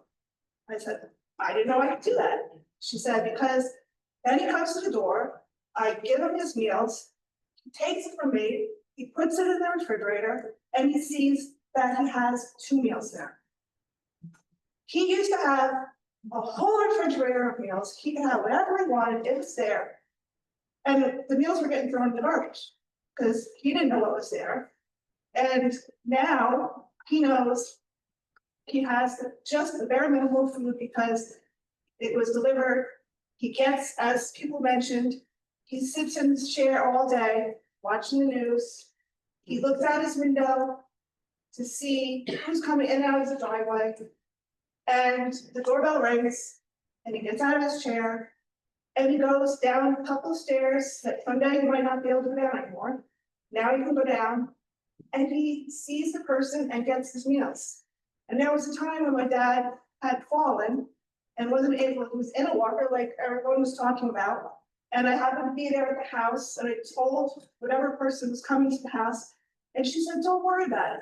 I'll just come in and I'll bring it and I'll put it in the refrigerator, no worries. I am an elementary school teacher, I work 5 minutes away, but I need my salary. I could quit work and take care of my father, but I know that there are these services and he appreciates it. He's also one of those people that donated to Alzheimer's Society, goes to church every Sunday, you know, was a retired New York City police officer. So he appreciates these people coming. And when I heard that the meals were going to be, sorry, I have to tell you this part too, because I was very upset about this. When that one frozen meal, I called down to find out what is happening that no one's going to be able to come to the house because I did not get a call. They said, well, all the workers are being appreciated. They're down in Catskill for the day being appreciated, being told that they're no longer gonna be able to deliver meals. I don't think that's appreciation. Like, they're not getting paid, and now you're telling them, we appreciate you, but we no longer need your services because we're hiring out. So now, but yes, he's going to get a meal, frozen. What does that have? Is he microwave? We took the knobs off the stove so he wouldn't burn the house down. So I just ask you please to consider all these loving people that dedicate their time to come to your house. I appreciate them. And it's a sad way to have to leave Meals on Wheels like this. To have, I don't even know who's delivering it. But please consider helping us out at our local town where everybody knows everybody. And help us out by still having these people be able to contribute to our society, help out these elderly people that wait for their meals to come, that wait to talk to someone. Yes, my father has us around, but he used to be going on walks with people. He can't do that anymore. He used to find ways to socialize, but he's home. My brother and I have full-time jobs and we have to work. So he has no other way to get out and about. And all these people are good enough to help him out. So please reconsider Meals on Wheels and implementing it so that when I call down Catskill, that I get a true answer and not a lie. And keep the policy. I was fine with them calling me and let me know, but don't lie to me when I call down there. I want the truth, because these people really rely on us on this. Thank you.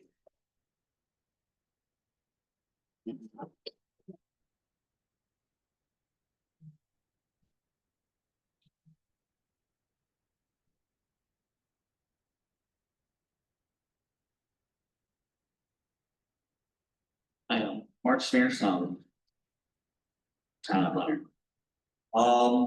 Just want to kind of tie together a lot of these things that we talked about, not just the Meals, but take a look at what is happening with Meals on Wheels.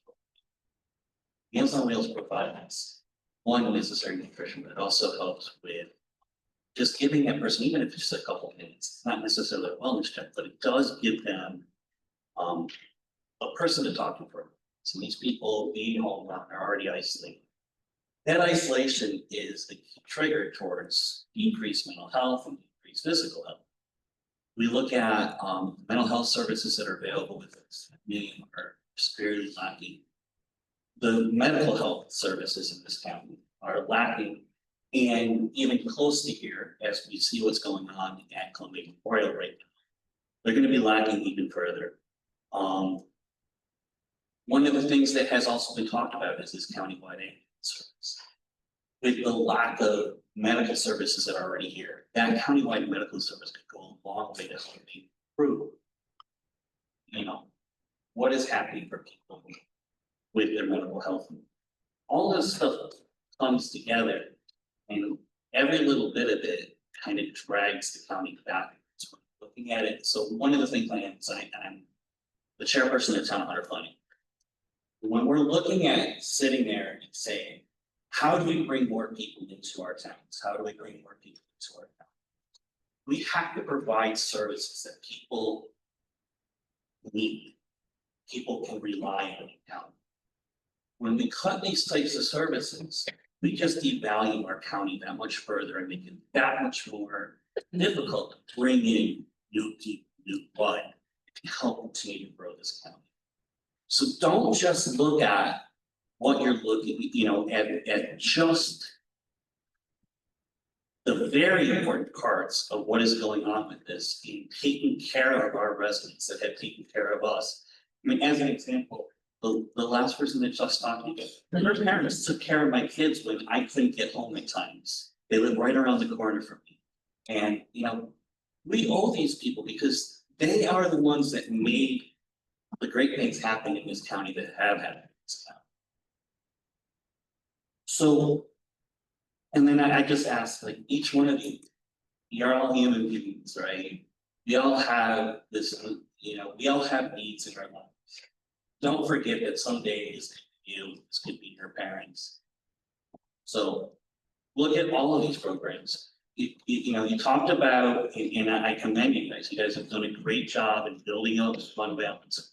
Having a fund balance that is large enough to build needed buildings without having to increase taxes. Those are huge. Those are big things. I've served on different boards that have worked on budget things in government for a long time myself. I get it. That's totally important. It's the responsible thing to do. But when your fund balances are getting to the size that yours are compared to your overall budget, there's room there for programs like these that actually improve our communities and actually make it so that we can have a community that we're proud of and will bring in new people to continue to invest in.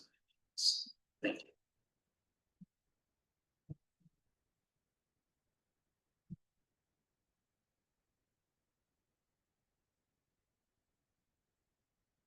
Hi, I'm Carol Oakes from Catskill. Years ago, I founded the New York, High Hill Food Pantry.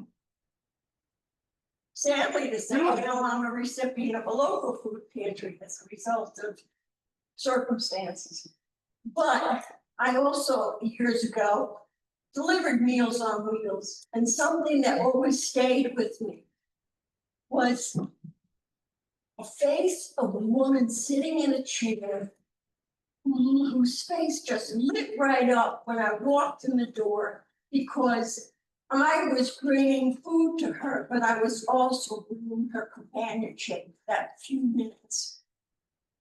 Have you ever done that? Have you ever planned to see somebody who doesn't get a visitor?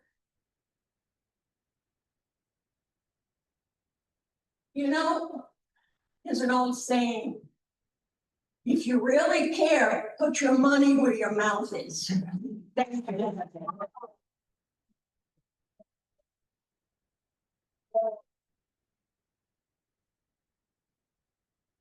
Good evening, my name is Thomas Boonhauer. I am a village trustee here in Catskill.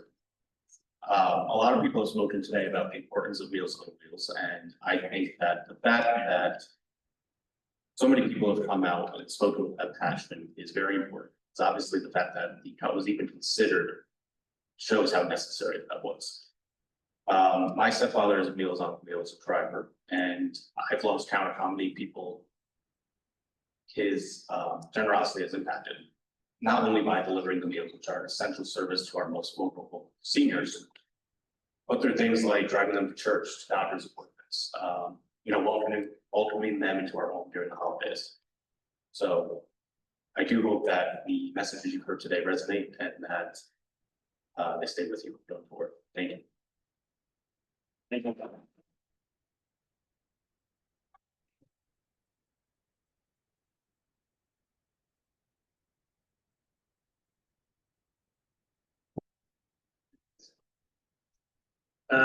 So Anthony DeSantis, I live on the mountaintop, but I grew up, spent a good chunk of my childhood in Catskill. I've delivered meals in Catskill, I've delivered in Acre, I've Jewett.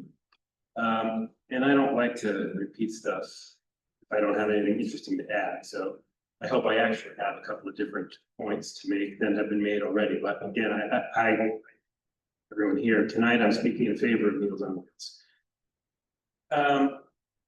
First of all, a lot of this is rumor, and a lot of rumor has been happening since the beginning of, it's probably the summer is when it started. The community, and I'm a pragmatist, so if you give me a really good reason why something has to happen, I understand. I'm not down on the folks who are running the office. I like them. We're sorry that your mom didn't get your family didn't get a meal on Thursday, but it was a very nice meal and we did feel appreciated. So thank you for Thursday when they did have us down to have something to eat. That's very nice. So I'm a pragmatist. And so when things got off the rails right off the bat, nobody knew why people weren't on the list. Nobody knew what was happening. It was just a surprise. And so I said, what's going on? They said, well, because of the budget, potential budget cuts, we don't know what's happening.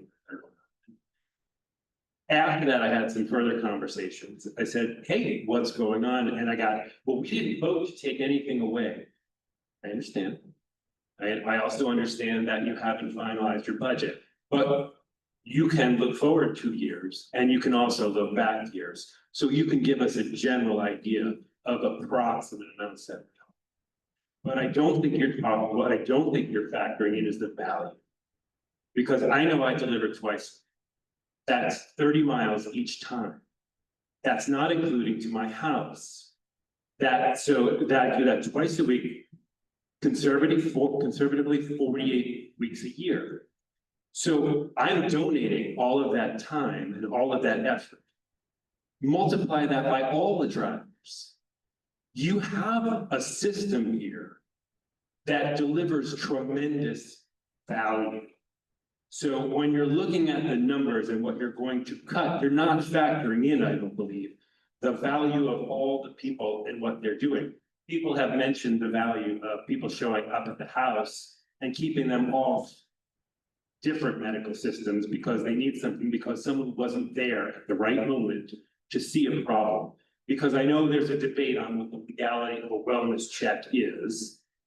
But it is a wellness check when I knock on the door, and if no one answers, I know something's wrong. And so I make the right call. I've never gone into a room where I'm worried about somebody. I make the right call. I call the office and they make sure that person is okay.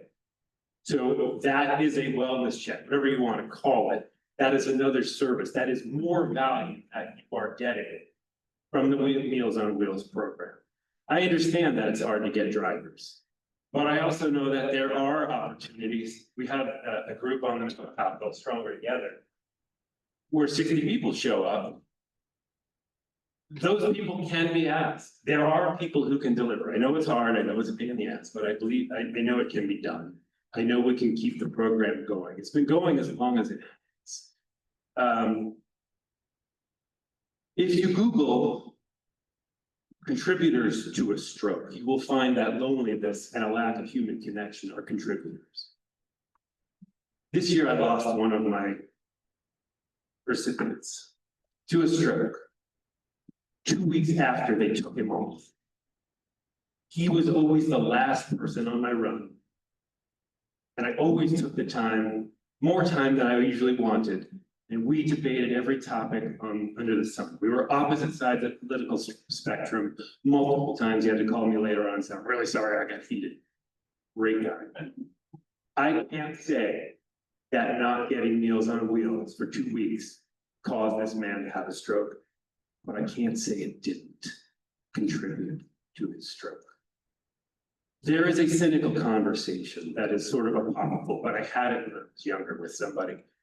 I said, but if we don't support these people now, they're gonna end up in the hospital, we're gonna pay for it anyway. He said, no, they won't. They'll die. That's the cynical take.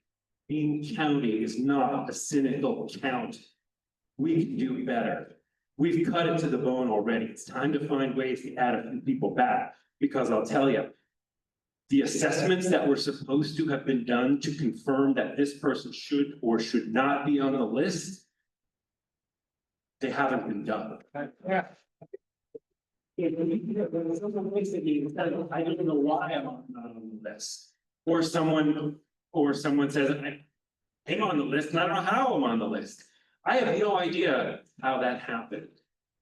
Nobody tells us. We get nice texts. I appreciate them. We love you volunteers. But we're in the dark. We don't know what to tell our folks. These are people that we have had close relationships with for years. And I don't know what to tell them. I don't know why you're not on the list. I love my brother. I couldn't trust him to provide 5 meals a week for me. Just because somebody plotted on a map that there's a relative within a certain distance of a recipient doesn't mean that they're going to get a meal every day. So there are a lot of problems. It ain't perfect, but it's worth fixing.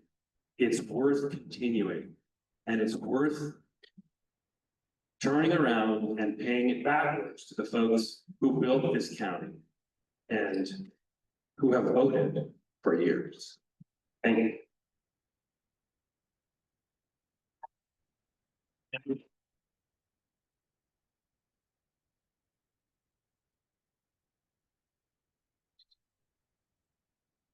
My name is Karen Haas, and I have something, I don't have a long thing to say, but I just want to tell you, I did work with the Department for Aging, years ago. And it is a very worthwhile program. And to give you the history of it, when I was in high school, I was in Interact, and we used to go out with the business manager of our school and deliver Meals on Wheels. So although I haven't done it lately, I understand the value of how important it is. They were so excited to see us all the time, and that was a long time ago. So thank you for your time, and I just want to say I'm in support of the program as it is. Thank you.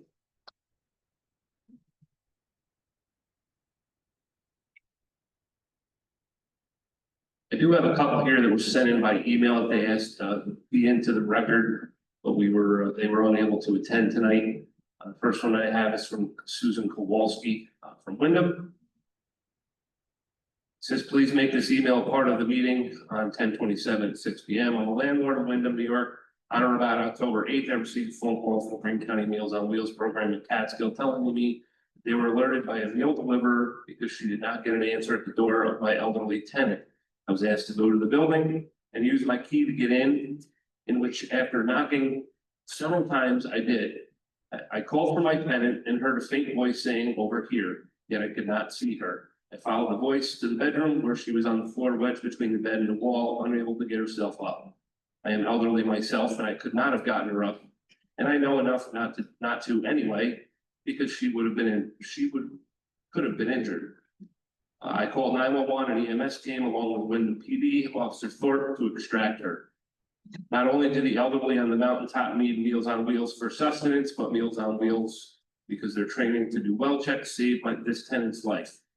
I do not live in the building and had no reason to be there that day. If I had not gotten that call, my tenant would have been laying there for days instead of 3 hours and quite possibly would have died.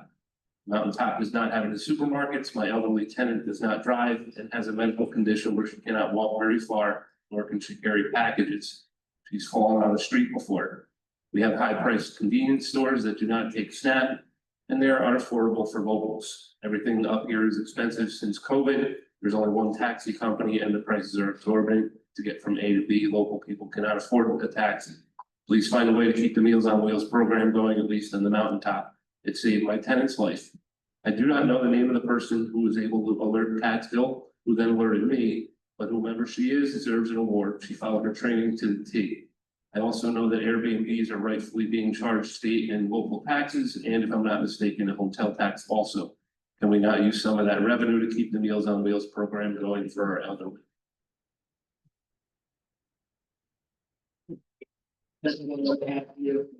Adler. Hello, Green County Board members. I'm writing on behalf of the residents of the village of Tannersville located within the town of Hunter. And normally I don't like these kind of letters because I don't like when people speak for others. But I'm going to read this in because I told them we would. We are grateful to the board for hearing out the desires and needs within our county governance as represented by our trusted and esteemed Darrell Legg. While I could write in length regarding the relationship and its synergies and contrast between the mountaintop and the valley, we are still one political county over 225 years, so I'll keep this short. We've learned to both embrace and compromise with each other, and the time has come once again. While the towns within this county account for 82% of the population, with approximately 37,700 voters, and the mountaintop a mere 18% or 8,100 voters. And while the mountaintop municipalities account for a mere 14% of the county board voting rights, having 2 of the representatives, we are over 40% of the entire revenues via tax levy. Others within the village have explained terms such as taxation without representation and unfair. I share the above calculations with you and the public to highlight precisely why it is not merely desired but necessary at this junction to migrate to a countywide services from a town municipal level service to a countywide system. I believe that's in reference to EMS. Please heed the reasonable requests of Mayor Lee McGonigal, Supervisor Sean Mahoney, and our board member Darrell Legg. Thank you for your time and consideration in this matter.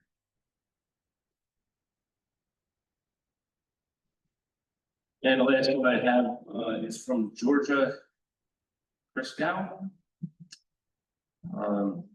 Hi, my name is Georgia Kriskow, and I have enjoyed volunteering at Meals on Wheels on the Mountaintop. That is Wyndham, Jewett, Hunter, and Tannersville. Met so many wonderful people on my route.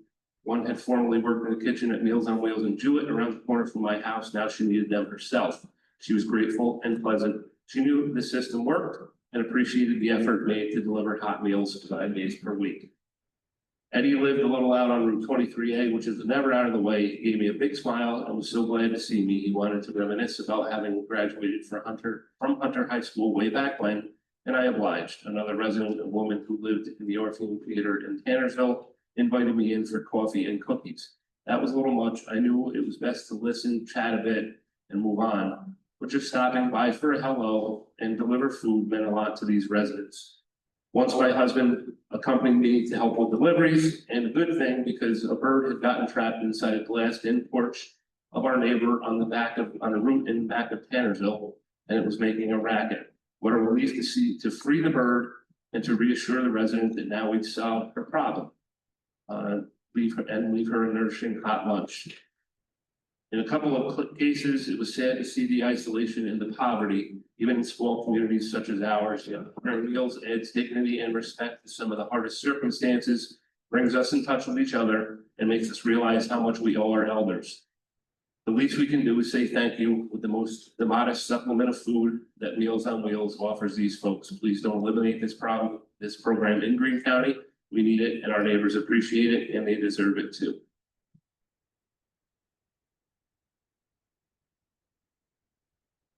We'll see that exacerbates some of the issues that we've had with volunteers in doing this along the way. We have heard from a few. Is there anyone else here tonight that wishes to be heard with regards to the tentative budget for Greene County for the year 2026? What do you mean? Well, when volunteers are delivering meals, they have to be at a house in a certain amount of time, and when we spend time doing other things, as laudable as they may be, it's delivering the delivery, it's delaying the delivery of that meal, which is part of the problem. But they're still having. And within the time limit. Yes and no. Well, everybody. There should be a time obviously to be all right. There are temperature requirements by law on delivered food. Right. And let me say I get it, I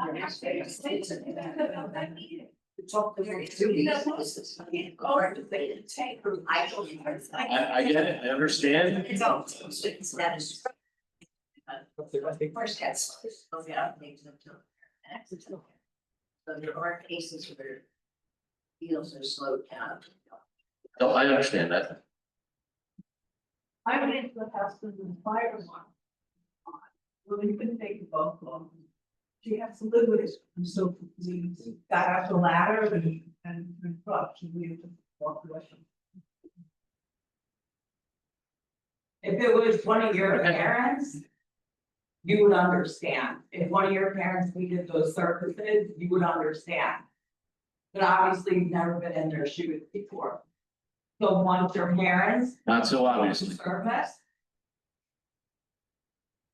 Then maybe you'll understand. Trust the judgment of people who've been doing this for years. No, understood. I think all of the comments tonight were very well received by this board. And I would venture a guess that somewhere along the line here in our negotiations, some of this won't be changed. Where, I can't tell you right now. But I think all of the comments were appreciated. Where in the site or somewhere what that specific number of prostates program is. Let's know it. Let's know it from last year. May I clarify that? We'll see what we can get. I think what would be really helpful if we could have the amount of and the difference between the one delivery a week and the 4 frozen meals compared to the program as it is now. So that you could look at the difference between the two. You know, some places like San Antonio been able to get help from industry so that they could put people who were called from their programs back in. And so there may be some ways, if we know what that amount is, and it's actually feasible and appropriate, that we could look at community ways to help supplement that in addition to county. Thank you. Is there anyone else here this evening who wishes to be heard in regards to the tentative budget for Green County for the year 2026? I have one question. I would like to have all the seniors that's here raise their hands of how many are for the Hot Wheels 5 days a week compared to the program. Would you raise your hands? How many people?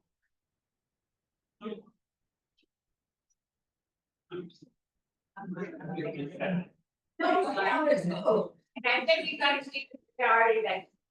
Yeah, points taken, absolutely. You know what, I swore I wasn't gonna say anything, but. You just come up. I don't- It's hard to hear. Come on. I could bring you the mic if it's easy. No, that's okay. Yay, the hell, yay, the hell. Oh, shush.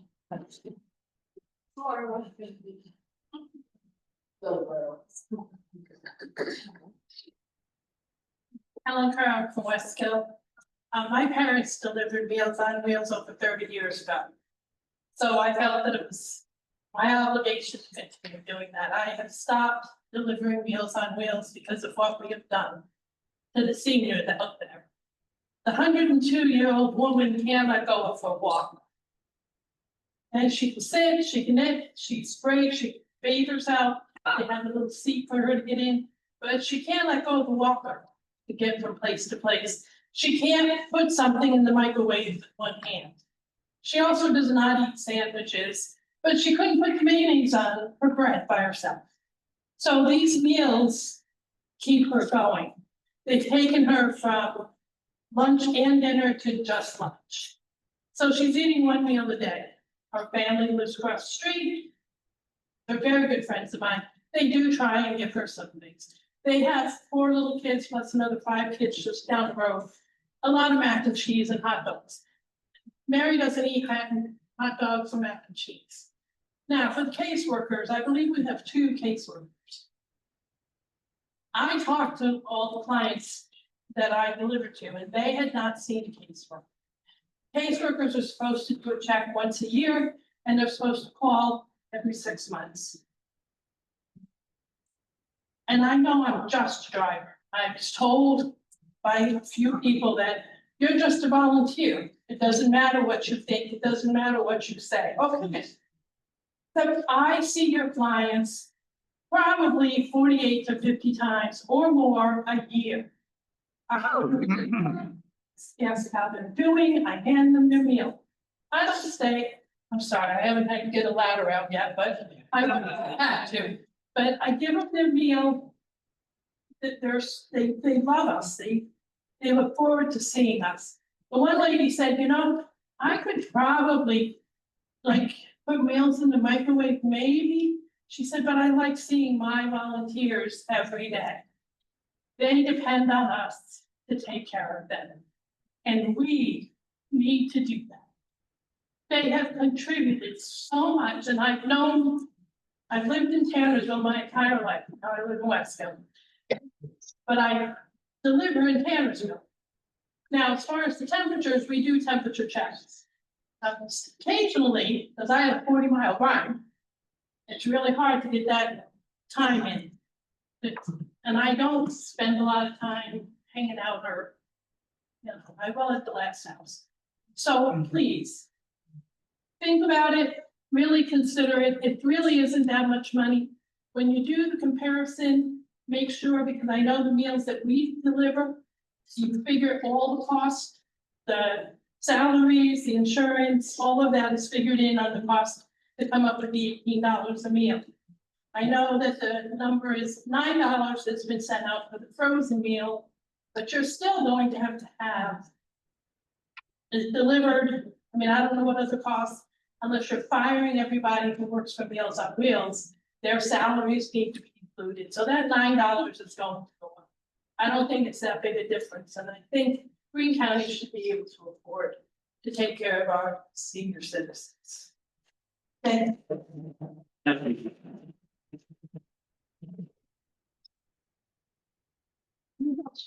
All right, last call, going once. This is wow. I wasn't gonna do this. I know. Yeah.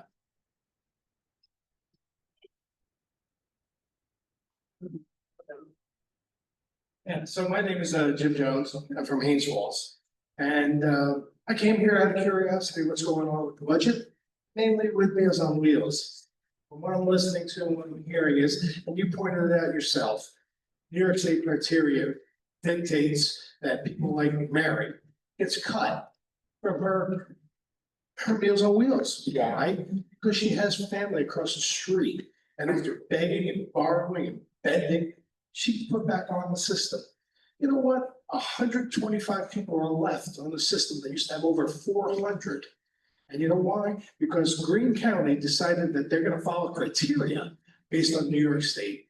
New York State cut funding based on COVID expiration dates. Did you know that as executive, you're allowed to override, declare a food emergency?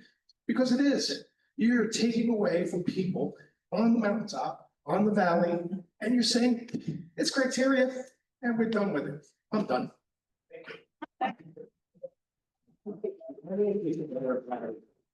Yes, New York City criteria, those are minimum criteria. We as a board can decide to increase that criteria. So that would be a responsibility. It's hard to define, willingness. The word in that clause is formal and, formal support, willing, who can and are willing to provide. It's really sometimes hard to interpret unless you're doing a home visit and then follow up to find out. Thank you. All right, no one's voice. 3 times. If that's all, then I will declare this hearing closed, and I appreciate all of your comments. Thank you.